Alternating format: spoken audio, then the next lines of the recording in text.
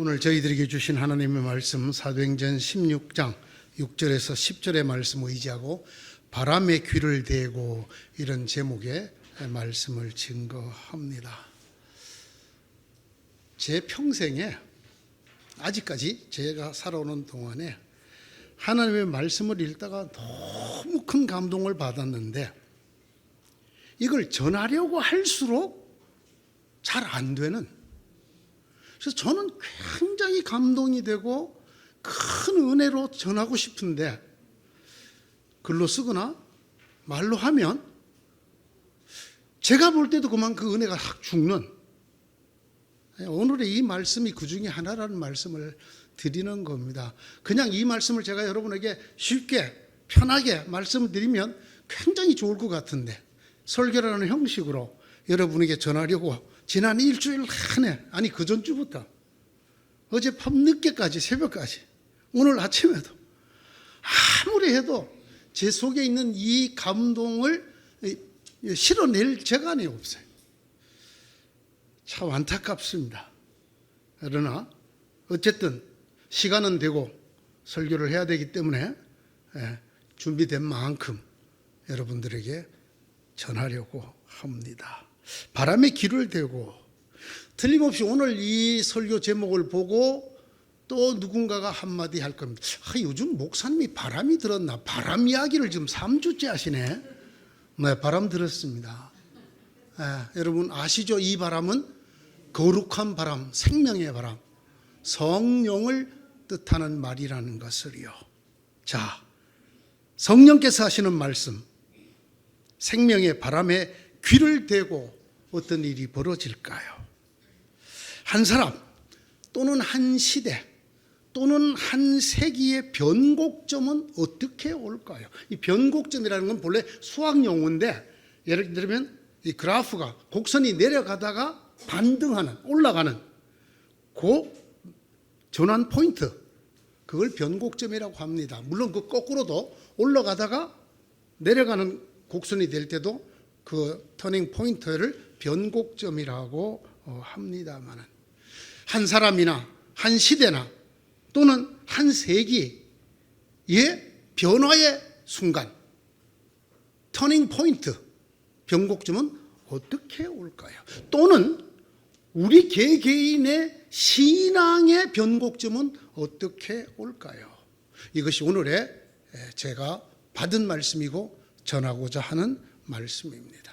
오늘의 본문은 바로 그런 변곡점에 대한 기록입니다. 오늘 본문이 길지 않습니다. 그리고 특별하게 눈에 잘 띄지 않는 그런 말씀입니다. 하지만 이 속에 담아놓은 변곡점에 대한 기록은 그야말로 크고 장대합니다. 아시아에서 말씀을 전하는 것을 성령이 막으심으로 그들은 부르기아와 갈라디아 지방을 거쳐가서 무시아 가까이 이르러서 비두니아로 들어가려고 하였으나 예수의 영이 그것을 허락지 아니하였다. 제가 방금 읽어드린 이 6절과 7절이 세계사를 바꾸는 변곡점을 기록하고 있다는 것을 우리에게 알려줍니다. 이 아무것도 아닌 것 같은 이 말이 중세를 거쳐서 근대를 거쳐서 현대까지 오면서 어떻게 유럽이 세계의 중심이 되었는가? 어떻게 로마가 세계의 중심이 되고 거기에 기독교가 있게 되었는가? 아니 어떻게 기독교가 그 유럽 전체를 이끌어 중세, 근대, 현대를 만들어 왔는가에 대한 이야기가 기록되어 있단 말입니다. 여러분 전 세계의 문명의 흐름을 보신 적이 있습니까? 고대 그리스 로마에서 그곳에 기독교가 들어와서 중세로 바뀌고 유럽이 되면서 그것이 유럽을 1000년 가까이 맴돌다가 그것이 아메리카 대륙으로 건너갔다가 그 아메리카 대륙이 지금 가장 꽃피어 있습니다. 그리고 최초로 유럽의 기독교가 전해지고부터 약 1000수백 년이 지나서야 아시아 쪽으로 복음이 전파되었습니다. 그리고 그 복음과 함께 문명의 흐름이 따라오게 되었습니다. 자, 그리고 다시 한번 읽어봅니다. 아시아에서 말씀을 전하는 것을 성령이 막으심으로, 이때 성령이 안 막으셨더라면 복음은 유럽으로, 마케도니아로 가는 게 아니라 아시아로 가서, 어쩌면 오늘날 우리가 로마 카톨릭이라고 부르는 그 로마 카톨릭이 북경 카톨릭이 됐을지도 모르고 상해 카톨릭이 되었을지도 모르고, 그러나 이것은 아시아로 가는 것을 성령이 막으심으로 이것이 그만 마케도니아로, 유럽으로 건너가게 되어서, 마케도니아, 오늘날의 그리스 지역으로 건너가서 그곳에서부터 로마, 스페인, 전 유럽으로 기독교와 함께 세계 역사가 흘러가게 되는 것입니다. 왜 유럽이 중세와 근대를 거쳐 세계의 중심이 되었을까? 그 세계 중심의 문명이 왜 유럽에서 오랫동안 있다가 아메리카 대륙으로 갔다가 겨우 세기 말에 이 아시아로 오게 되었는가? 성경이 답을 합니다. 그것은 성령이 아시아 전도를 막았기 때문이다. 바울의 계획대로 했더라면 아시아가 먼저 복음화가 됐을 거예요. 아시아가 기독교의 중심지가 되었을 터인데 그걸 성령이 막으셨다.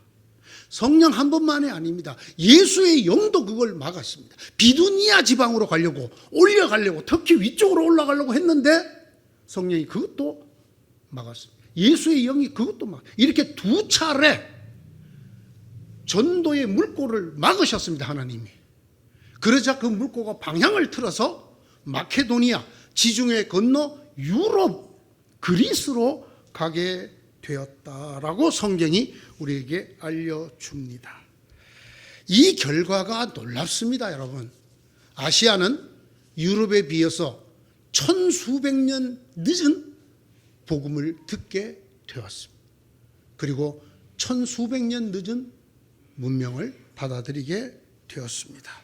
앞서 말씀드린 대로 가톨릭은 그래서 유럽의 지명인 로마의 가톨릭이 되었고, 개신교 등도 모두 유럽에 뿌리를 두는 유럽의 종교처럼 되었습니다. 이것이 오늘 이 6절에서 10절 짧은 본문에 기록하고 있는 역사의 변곡점 첫 번째입니다. 인류 역사가 엄청나게 방향을 틀어서 돌고 돌아서 이제 겨우 아시아에 오게 된 사연. 사실은 먼저 아시아로 가려고 했는데 그걸 성령이 막았기 때문이라고 말하고 있습니다. 하나 더 있습니다. 이 본문이 눈에 잘 띄지 않는 용어를 통해서 엄청난 신앙의 변곡을 보여주고 있습니다. 여러분, 그것이 뭘까요? 이걸 볼 수 있는 분이 계시면 이분 신학교 나오지 않으셔도 목사 안수 받으셔도 됩니다. 예수의 영이라는 걸 있잖아요. 예수의 영. 지금까지 우리는 성령, 하나님의 영, 거룩한 영 이렇게 불렀지, 성령을, 하나님의 영을 예수의 영이라고 부르는 적이 없습니다. 왜냐하면 예수는 하나님의 아들 그리스도, 예수는 그리스도라고 늘 불렀지 예수를 하나님 그 자신이라고 부르지 않았기 때문에. 그런데 이 변화가 언제 일어나느냐? 이곳에서 일어납니다. 무시야 가까이 이르러서 비두니아로 들어가려고 하였으나 예수의 영이 그것을 허락지 않았다. 성령이라고 그랬다가 예수의 영이라고 그랬습니다. 성령, 즉 거룩한 영, 하나님의 영, 그리고 예수의 영이 같습니다. 같은 영자 띄고 나면 예수 이꼴 하나님이 됩니다. 후대에 요한복음서에서는 이것을 직설법적으로 씁니다. 도마가 예수를 향해서 나의 주님, 나의 하나님이라고 합니다. 요한복음 물론 1장 1절에서부터 예수가 태초에 하나님과 함께 계셨고 하나님이셨다라는 것을 쓰고 있습니다. 그보다 먼저 쓰여진 사도행전에 예수의 영이 곧 성령, 하나님의 영이라고 기록함으로 해서 이 고백을 통해서 예수는 하나님이시라고 하는 고백을 이루어내고 있습니다. 오늘날 이런 이야기는 별로 놀라울 것이 못되고 우리 모두도 무덤덤하기까지 합니다마는 이 당시에 예수의 영을, 하나님의 영을 예수의 영이라고 불렀다는 것 자체는 엄청난 충격을 가져다 주는 고백이었습니다. 특별히 유대인들에게 있어서는 오히려 예수를 믿지 못하게 만드는 아주 큰 장벽이 되었습니다. 유대인들에게는 야훼 하나님 외에는 하나님이 없다. 십계명 제1계명부터 나 외에 다른 신을 네게 있게 하지 마라. 바로 유대인들이 들으면 이 첫째 계명을 어기는 말씀이 바로 예수의 영이라는 말입니다. 예수의 영이 성령이라고? 그럼 예수가 하나님이라고? 누구나 이런 정도의 빼기 더하기를 할 줄 압니다. 이 예수의 영이라는 말을 쓰고 있는 이 본문이 신앙 고백의 큰 변곡점을 이루어내는 것입니다. 예수는 단순한 메시아, 그리스도가 아니라 그것을 넘어서 태초부터 함께 계셨던 로고스이고 하나님이시다라고 하는, 예수님은 우리의 주님이시고 동시에 하나님이라고 하는 이 고백으로 바뀌게 되는 변곡점이 여기 기록되어져 있습니다. 도마가 대답하여 이르되 나의 주님이시요 나의 하나님이십니다. 이 고백이 나오기 전에 예수의 영이라고 고백함으로, 성령을 예수의 영이라고 고백함으로 예수가 곧 하나님이심을 드러내고 있습니다. 아시아에서 말씀 전하는 것을 성령이 막으셨다. 앞부분은 성령이라고 썼습니다. 그들은 부르기아와 갈라디아 지방을 거쳐가서 무시아 가까이 이르러서 비두니아로 가려고 하였으나 예수의 영이 그것을 허락지 않았다. 성령 곧 예수의 영, 예수의 영 곧 성령이라고 하는 신앙의 큰 터닝 포인트, 변곡점이 여기 기록되어 있습니다. 하나 더 있습니다. 그리스도인들의 소명과 헌신에 관하여 그리고 순종에 관한 변곡이 또다시 이곳에서 일어납니다. 그래서 우리의 신앙생활을 근본부터 뒤집어서 다시 살펴보게 만드는 오늘날에도 매우 유익하고 유용한 변곡점이 들어 있습니다. 6절입니다. 6절이 어떻게 시작하나요? 아시아에서 말씀 전하는 것을 성령이 막으심으로. 7절입니다. 예수의 영이 그것을 허락하지 않았다. 보이십니까? 무슨 변곡점이 있는지? 성령이 뭘 막았다고요? 성령이 뭘 막았다고? 말씀 전하는 걸 막았다고요. 복음 전하는 것을 성령이 막았다. 여러분 충격이 안 느껴지십니까? 제가 이걸 전할 길이 없어요. 우리는 복음을 전하는 일에 관해서 늘 듣고 우리 가슴에 새겼던 말씀이 있습니다. 그것은 바울이 디모데에게 한 말씀입니다. 디모데 후서 4장 1절 2절이죠. 굉장히 엄숙하고 장엄하게 되어 있습니다. 하나님 앞과 살아있는 자와 죽은 자를 심판하실 그리스도 예수 앞에서 그가 나타나실 것과 그의 나라를 두고 엄히 명하노니 너는 말씀을 전파하라. 때를 얻든지 못 얻든지 항상 힘쓰라. 맞습니까? 아멘. 네, 이걸 아멘 하신 분은 오늘 6절 어떻게 하랍니까? 말씀을 전하는 것을 성령이 막았다. 때를 얻든지 못 얻든지 말씀을 전파하라. 바울은 이렇게 말했는데 성령은 말씀 전하는 걸 막았단 말이에요. 비두니아에 가서 하려는 것도 예수의 영이 막았단 말이에요. 이 얘기를 듣고도 믿음의 변곡점이 안 생긴다. 이거 어떻게 하면 좋을까요? 이게 무슨 말일까요? 우리는 늘 언제나 이렇게 생각합니다. 복음 전파는 언제나 어디서나 반드시 해야 되고 열심히 해야 되고 때를 얻든지 못 얻든지 해야 되고 죽든지 살든지 해야 된다고 생각을 합니다. 그렇게 강조함을 들었습니다. 우리가 그렇게 믿습니다. 그래서 정말 때가 얻든지 못 얻든지 듣든지 아니 듣든지, 그래서 길거리 서서 미친 사람처럼 중얼중얼 하기도 하고 지하철을 왔다 갔다 하면서도 하고, 그들 머릿속에 있는 말씀이 뭡니까? 너는 말씀을 전파라. 때를 얻든지 못 얻든지 전파라. 그런데 오늘 말씀을 보니까 아시아에서 말씀 전하는 것을 성령이 막으셨대요. 비두니아로 가서 전도하려는 것을, 복음을 비두니아에 전하려 하는 것을 예수의 영이 막으셨대요. 전도는 항상 해도 되는 거 아닙니까? 전도는 어디서나 해도 되는 거 아닙니까? 복음을 전하는 것에 때를 가리고 장소를 가려야 합니까? 그렇단 말입니다.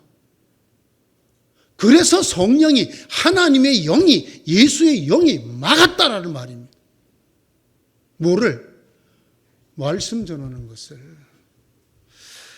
저는 이 말씀 때문에 여기서 굉장히 충격을 받았는데, 이걸 어떻게, 이 제 충격을 여러분에게 좀 전할 길이 없어요. 우리는 늘 이렇게 생각을 해요. 신앙생활에 있어서, 헌신과 소명에 있어서, 순종에 있어서 가장 중요한 건 말씀을 전파, 말씀을 때를 얻든지 못 얻든지 그냥 듣든지 아니 듣든지. 그래서 이런 분도 봤어요. 말씀이 녹음된 테이프를 줄창 털어놓는 사람이 있더라고, 길거리에. 듣든지 아니 듣든지, 때를 얻든지 못 얻든지 나는 말씀 지금 전한다 이거야. 그게 우리 모두의 가슴 속에 있는 소명이고 순종이고 헌신이라고 생각합니다. 그런데 오늘 성경 본문은 이 짧은 구절에 2번이나 성령이 아시아에서 복음 전하는 것을 막았다, 예수의 영이 비두니아에 가서 전도하는 걸 막았다라는 거예요. 무슨 말씀일까요?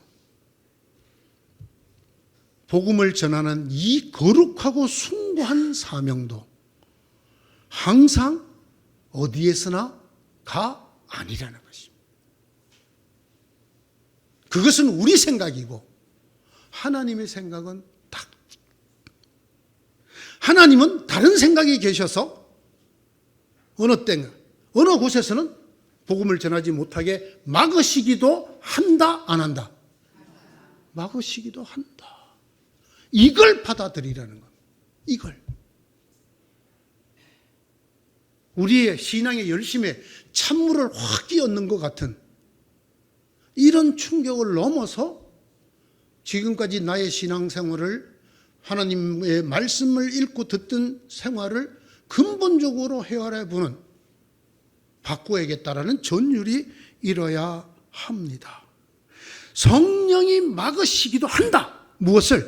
복음 전하는 것을. 어떤 때 어떤 곳에서는, 그때 그곳에서는 어떻게 해야 될까요? 그때 그곳에서는 어떻게 해야 될까요? 말씀을 그래도 전해야 할까요? 전하지 말아야 할까요? 허허. 제가 오늘 말씀 전하는 걸 하지 말아볼까? 이런 생각까지 들었어요. 가끔 저희 집에서는 다 찬성해요. 성령이 오늘 말씀 안 주시면 오늘 하지 말아요. 근데 그렇게 하면 교인들이 나보고 귀신 들렸다 그러지 않을까? 그래서 말씀이 있든지 없든지, 주시든지 아니 주시든지 어떻게 하든지 말씀을 전하려고 주일 새벽까지 주님에게 때를 쓰고 말씀을 달라고 외칩니다. 오늘 분명합니다. 아시아에서 말씀 전하는 것을, 아시아에 가서 관광하는 것이 아니에요. 아시아에 가서 구제하는 게 아니에요. 아시아에 가서 복음을 전하는 것을 성령이 막았다는 거예요. 이게 아멘이 되어야 되는 거예요. 여기에 순종을 할 수 있어야 그 사람이 성령의 사람이. 안 그런 전도자는, 안 그런 선교사는 지가 복음 선교사야. 지 믿음대로 하는 선교사라고요. 성령의 지시대로 하는 사람이 아니라는 말입니다. 조금 더 고상하게 말을 해볼까요? 신앙생활에 있어서 최우선이 뭐냐? 그것은 우리의 사명이나 우리의 헌신이나 우리의 순종이 아닙니다. 그럼 최우선이 뭐냐? 그것은 성령의 지시입니다. 하나님의 이끄심이 최우선입니다. 내가 아무리 하고 싶어도 이건 분명히 하나님 뜻일 거야. 100사람에게 물어봐도 다 하나님 뜻이다. 어떻게 그렇게 험한 일을 하려고 했느냐? 참 너무 기특하지만 참 어떻게 하면 좋을까? 그래도 하나님이 아니라고 하면 안 해야 됩니다. 제가 왜 다윗을 좋아한다 그랬어요? 다윗이 하나님의 말씀 잘 들은 것도 있고 안 들은 것도 있는데, 제가 읽은 말씀 중에는 다윗이 일생도록 준비해서 지으려고 했던 성전을 하나님이 나단 선지자를 통해서 다윗이 짓지 못하게 해라, 그의 아들이 짓게 해라 했을 때 그 일생 동안 한 준비, 일생의 소원을 내려놓더라 그 말이에요. 안 하더라 그 말이에요. 그래서 예루살렘 성도 다윗성이라고 부르고, 이스라엘 국기들이 있는 그 별도 다윗의 별이라고 부르고, 아브라함과 다윗의 자손 예수 그리스도의 세계라고 마태복음이 시작하지만은 예루살렘 성전만은 솔로몬의 성전이라고. 제가 생각을 해봅니다. 제가 목회를 끝날 때쯤 일생 동안 준비해갖고 내가 정말 봉천동에서 지나가는 사람들마다 와 할 정도의 하나님의 집을 짓고 싶다. 그 준비가 다 끝나서 은행에서 돈을 빌리지도 않았어. 그 돈이 다 모였어. 대지도 확보했어. 성도들에게 물었더니 모두 다 찬성 아멘 했어.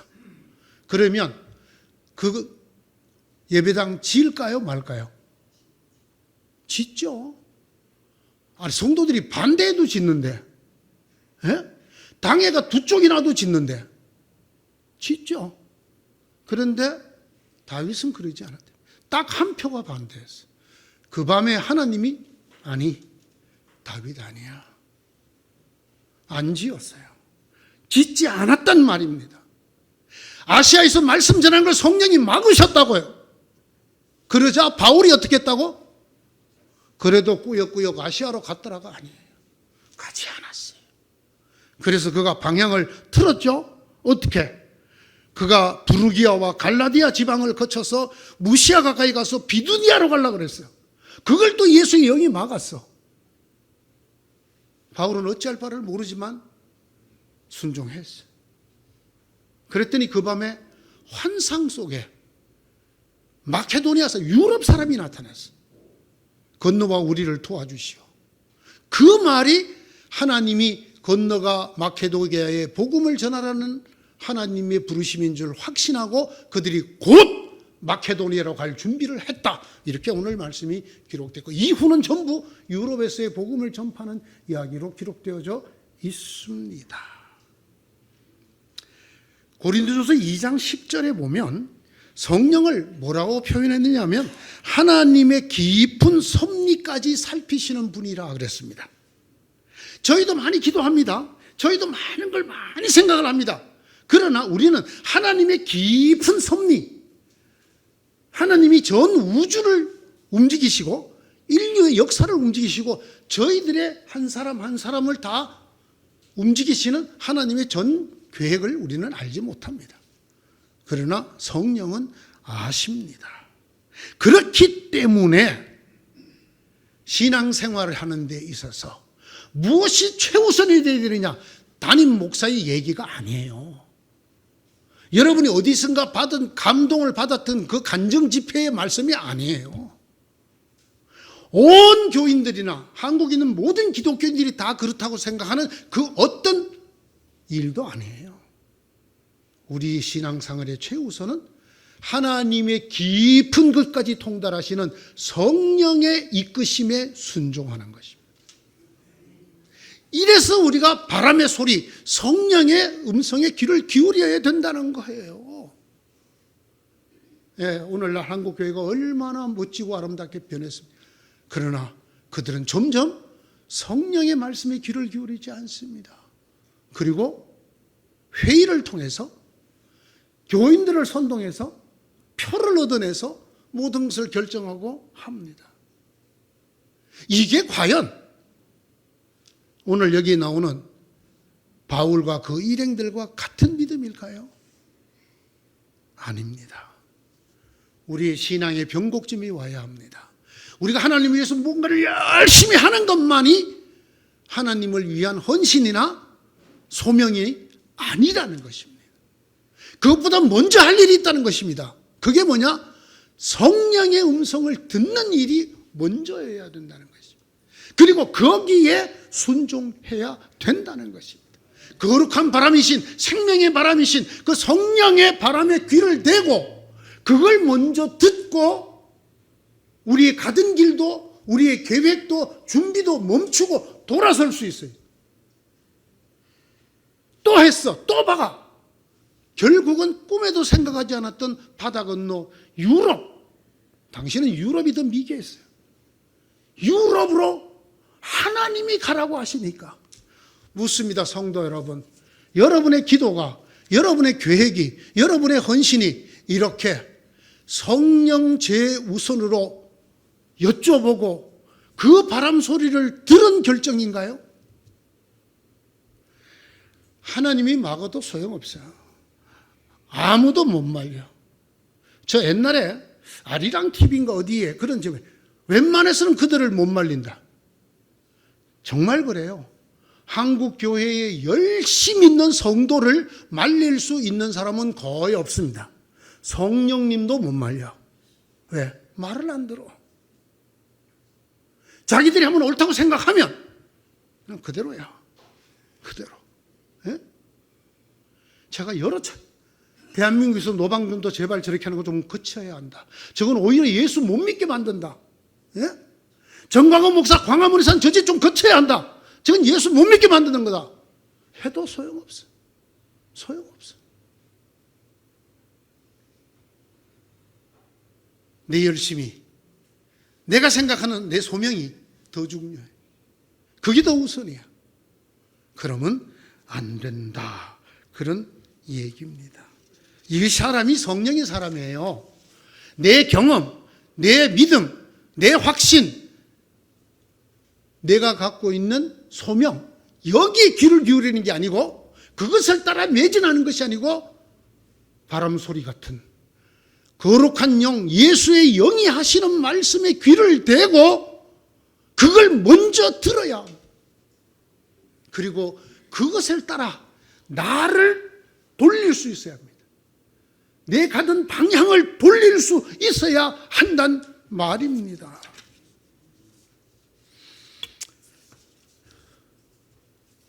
제가 이 말씀을 읽으면서 끝내 궁금한 게 하나 있어요. 그게 뭐냐? 우리는 곧 마케도니아로 건너가려고 하였다. 자, 밤에 바울이 환상을 봤다는 얘기를 듣자마자 그 일행이 곧바로 모든 걸 잊어버리고 마케도니아로 건너갈 준비를 했다. 제 궁금한 점이 뭐냐? 어떻게 알았을까 하는 거예요. 어떻게 그게 하나님의 뜻인 줄 알았을까 하는 것입니다. 예, 오늘 이것이 여러분에게 전하고 싶은 실천 덕목입니다. 그들이 어떻게 알았을까요? 보세요.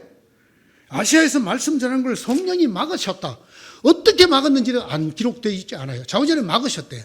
근데 그 막으시는 걸 바울과 그 일행이 어떻게 알았을까 하는 것. 비두니아로 가려고 하는 것을 예수의 영이 막았다. 어떻게 알았을까라는 거예요. 어떻게. 마케도니아로 건너와 도와달라는 것은 환상을 보고 알았다는 거예요. 그 환상을 보고 확신을 가졌다는 것입니다. 그러나 앞에 두 개는 어떻게 알았을까요? 아시아에서 말씀 전하는 걸 성령이 막았다. 비두니아로 가려고 예수의 영이 막았다. 그걸 어떻게 알았을까요? 라고 하는 것입니다. 확실한 것은 이겁니다. 이 사람들은 하나님의 영이요 예수의 영이신 성령님과 교통하는 사람들이었다는 것입니다. 교감하는 사람들이었다는 것입니다. 좀 쉬운 말로 할까요? 통화하는 사람들이었더라. 내 말만 줄창하는 기도의 사람이 아니라 물을 들을 줄 아는 하나님의 음성을, 바람 같은 성령이 하시는 소리를 들을 줄 아는, 하고 듣고 하고 듣고 말하고 듣고 쌍방통행이 이루어지든 성령과 교감이 되든 성령과 교통이 되든 사람들이라는 것입니다. 한국교회 새벽기도를 위시하여 기도를 세계에서 제일 많이 하는 교회입니다. 그런데 제가 궁금한 게 있어요. 이렇게 기도를 많이 하는 나라에 이렇게 예수 잘 믿는 기독교인들이 정치만 되면 왜 저렇게 개판이 될까? 저는 이렇게 제 혼자 결론을 내립니다. 우리의 기도가 하나님에게 끊임없는 청구서 제출, 하나님 이것도 해주시고 이것도 해주시고 이것도 해주시고 하나님 앞에 끊임없이 달라고 악다구니를 쓸 뿐 하나님께서 우리에게 하시는 말씀을 전혀 듣지 않는 일방통행, 마치 군대에서 무전기 스위치를 쥐면 저쪽이 말이 안 들리고 내 말만 저쪽으로 가고 스위치를 놓아야 저쪽 말이 내게로 들리는 이 군대 무전기에 스위치를 꽉 쥐고 일생을 산단 말이에요. 내가 계속 하나님의만 새벽에도 하고 낮에도 하고 금요일날도 하고 계속 하나님의 말씀만 드려. 그리고 탁 놓고 집에 가. 하나님의 말은 듣지를 않아. 그리고 그 기도하면서 생긴 확신대로 자기가 자행자제를 해. 하나님의 뜻이 어떻게 이루어질까요? 하나님이 우리를 통하여 나 개인이나 우리 가정이나 우리 세대나 이 세기의 변곡점을 어떻게 만들어낼 수 있을까요? 우리가 그 하나님의 음성을 듣지 않는다면 불가능합니다.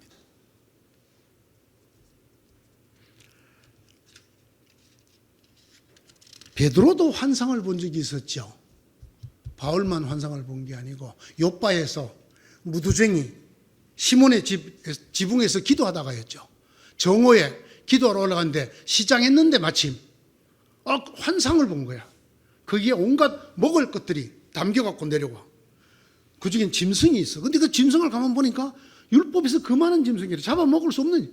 그런데 하늘에서 음성이 들리기를 잡아먹어라. 그랬더니 우리 용감하신 베드로님께서 뭐라고 말해요? 주님, 제가 절대로 그럴 수 없습니다. 저는 율법에서 말씀하신 것을 어길 수 없습니다. 자, 베드로가 하나님의 하시는 말씀에 대항하는 조건이 뭐예요? 율법의 말씀이에요. 이 내가 미리 알고 있는 배운 율법의 말씀 갖고 지금 하나님 직접 하시는 말씀에 그거 못해요. 내가 지금 알고 있고 내가 듣고 내가 믿어온 율법의 말씀은 그게 아니거든요. 난 이걸 따라할 거야. 이렇게 말하는 거예요. 그때 하나님도 참 뭐라고 해야 될까? 하나님 그 용어를 좀 잘 써야 되는데 하나님도 참 한소갈딱지 하셔. 뭐라고 그랬냐면 네가 뭔데 하나님이 내가 깨끗하다는 걸 네가 더럽다고 하느냐? 네가 뭔데? 이렇게 하나님이 말씀하셨는데도 베드로가 못 알아들어. 끝까지 다 안 먹는데 그걸 몇 번 했다고? 3번 했어. 그랬더니 그만 그 보자기가 환상 중에 올라가 버렸어. 베드로가 그 환상 기에서 곰곰이 생각, 이게 무슨 뜻일까? 여러분, 거기에는 정답이 들어있잖아요. 하나님께서 거룩하다고 하신 것을 너는 더럽다 하지 말아라. 기준이 누가 되어야 된다는 거예요? 하나님이 되어야 되는 것이지.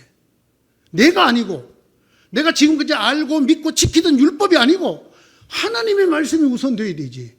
내 뜻이 아니라, 율법을 어기고 싶지 않다는 내 뜻이 아니라 하나님께서 율법 없는 이방인들에게도 복음을 전하려고 하시는 하나님의 뜻이 우선되어야 되지. 그럴 때 보내려고 보낸 사람이 도착해서 여기 혹시 시몬이라는 사도가 계시느냐? 그때 또 성령이 말씀하시죠. 내가 보낸 사람들이니까 가라. 가서 따라가라. 베드로가 나중에 이렇게 말해요. 본래 유대인으로서 이방인의 집에 들어가는 것도 허락이 안 되는데 나는 들어와서 여러분들과 식사도 같이 하고 말씀을 전했다. 왜? 성령이 하시기 때문에. 그 일로 무슨 일이 일어났죠?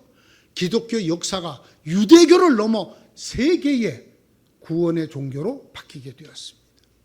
고넬료 사건 때문입니다. 그 고넬료 사건이 무엇을 통해서 일어났습니까? 베드로가 본 환상과 말씀을 통해서 일어났습니다. 그 환상과 말씀이 언제 주어졌나요? 베드로가 기도할 때 주어졌습니다. 물론 이 기도는 일방통행 기도가 아닙니다. 그냥 내 할 얘기 다 하고 그냥 끝내고 내려오는 기도가 아닙니다. 기도 속에서도 보여지던 것처럼 하나님과 대화하는 기도였습니다. 저는 오늘 먼저 이 말씀을 드립니다. 성령님과 교통하는 가장 은혜로운 방법은 기도입니다. 그러나 이 기도는 들으셔야 합니다. 일방통행, 나의 소원을 아뢰고 하나님을 찬양하는 거로 끝내는 기도가 아니라 뭐까지 포함되어야 돼요? 하나님이 하시는 말씀을 듣는 것까지 포함되어야 합니다. 거룩한 생명이 말하신 성령이다 되고 내 소원을 아뢰기만 할 게 아니라 그 성령이 내게 하시는 말씀, 그 거룩한 바람에 귀를 대고 들어야 합니다.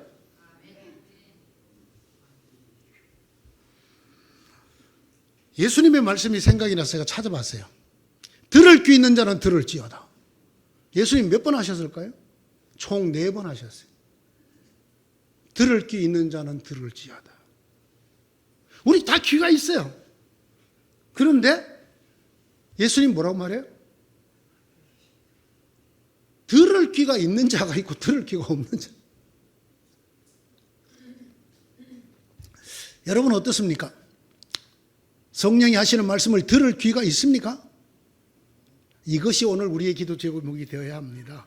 여기에서 우리 신앙의 병고기도 한번 일어나야 합니다.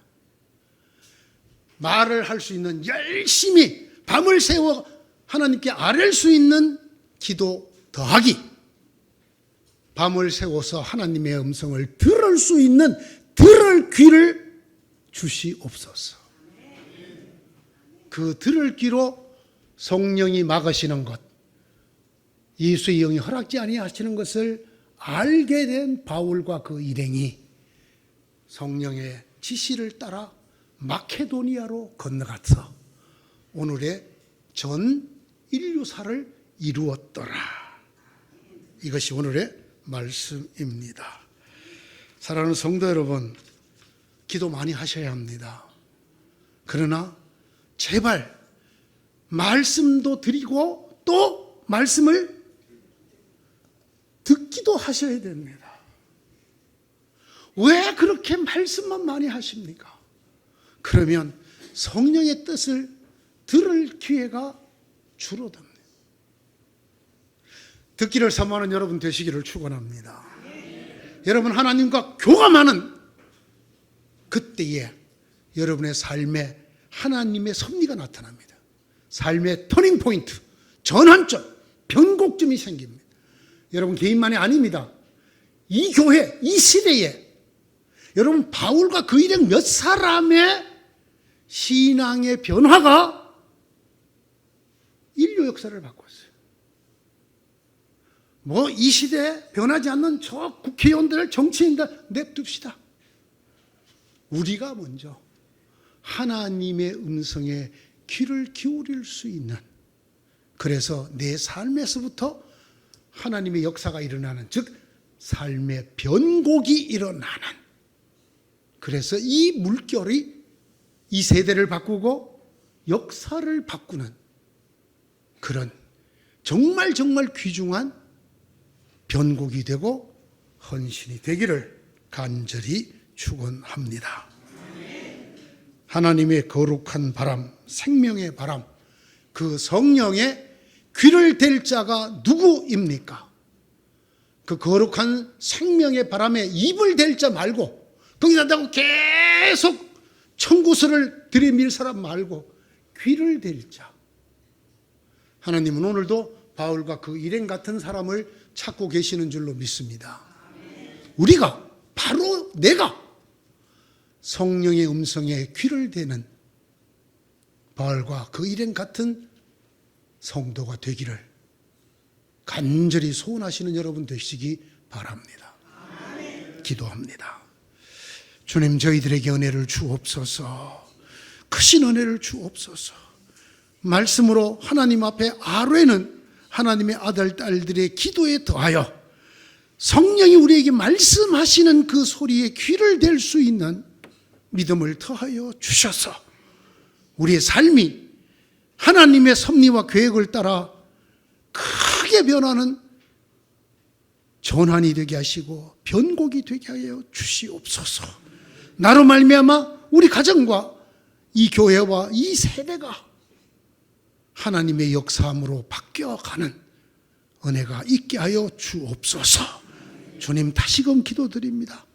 성령의 우리의 거룩한 입을 갖다 대는 것만이 아니라 우리의 부족한 이 귀를 갖다 댈 수 있는 믿음을 허락하여 주시옵소서. 예수님 이름으로 기도드리옵나이다. 아멘.